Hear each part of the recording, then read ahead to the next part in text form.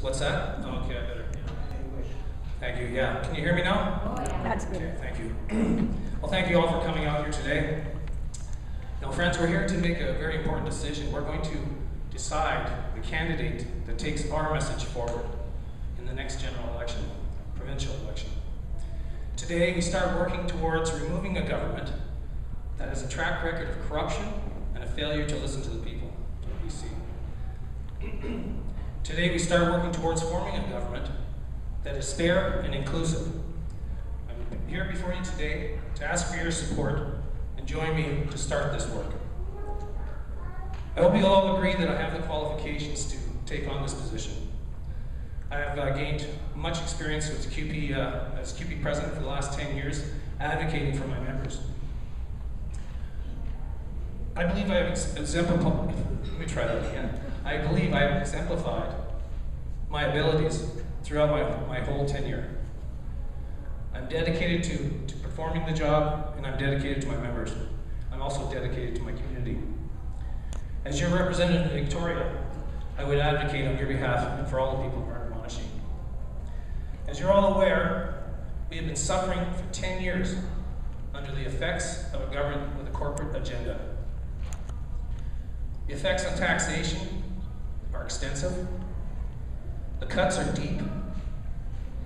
The damage to our social safety net is in dire need of repair. There's a great deal to correct, and there's much work to do. Together, we will be working towards forming a government whose policies consider all British Columbians. We will be working towards correcting the failed policies forced upon British Columbians by this government. Privatization of public services, P3s, run-of-river energy projects that lack proper environmental assessments, an energy self-sufficiency plan that is bankrupting BC Hydro, which of course, in turn, they don't because they can just come back on us and just raise our rates, which we've seen them attempt to do recently. The shameful record of almost 10 years of leading this country in child poverty rates. It's just a shameful record that we have here in BC. The attacks on workers in the public sector, most recently the public attacks on the BCTF. And of course the tax policy that this government has been developing that favors corporations at the expense of the poor and middle class. We must work towards to restore the policies that benefit all British Columbians. Locally, I think we'd all agree that the most contentious and politically sensitive issue is going to be the lack of acute care beds in the hospital, Vernon-Jubilee Hospital. Much has been said recently in the rallies that have been conducted. They're bringing the attention to the sad state that we have at our hospital. The concern is obvious, but what's lacking is the political will to take action on the concerns of the citizens of the North Okanagan, and I intend to do that.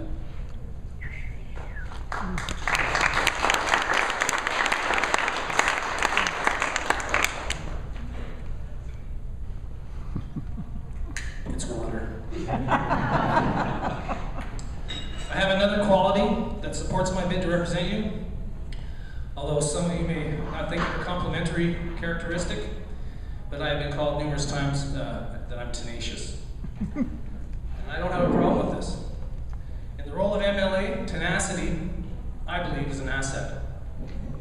A tenacious MLA would have had those beds up at that hospital by now.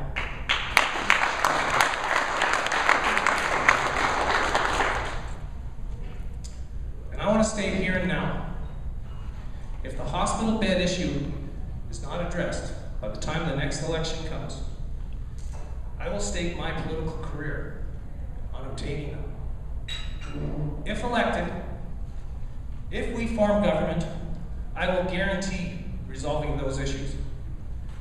And I want to be held accountable to that. If I don't come through with that, I won't run. If I'm a successful candidate this time, I won't run again if we don't have that.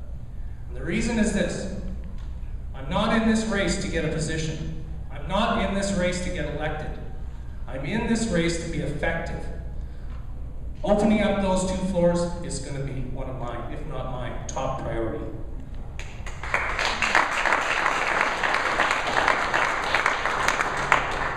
Now, MVP leader Adrian Dix has shown a great deal of interest in Vernon and our hospital, and the people that it serves. And I have full confidence that my statement, my promise, will be supported.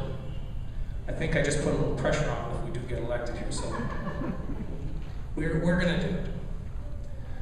In the last provincial election, as your candidate, we came within a whisker of securing this riding. It was exciting, as together we almost succeeded in breaking through the Liberal stronghold in the Okanagan Valley.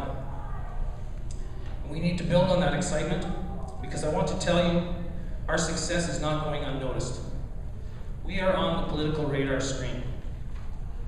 Numerous political analysts are now including us in many topics, in many articles as a swing riding, and we are one of the identified swing ridings according to numerous analysts. We are one riding that the Liberals are going to have to focus on if they're going to try to maintain power.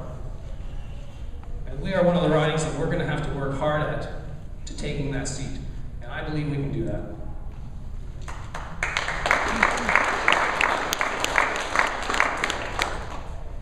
I'm asking you to join with me to build on that success. I'm asking you to join with me to build on that excitement. I'm asking you to support me in my bid to represent the NDP in this riding. Thank you for your consideration and your support.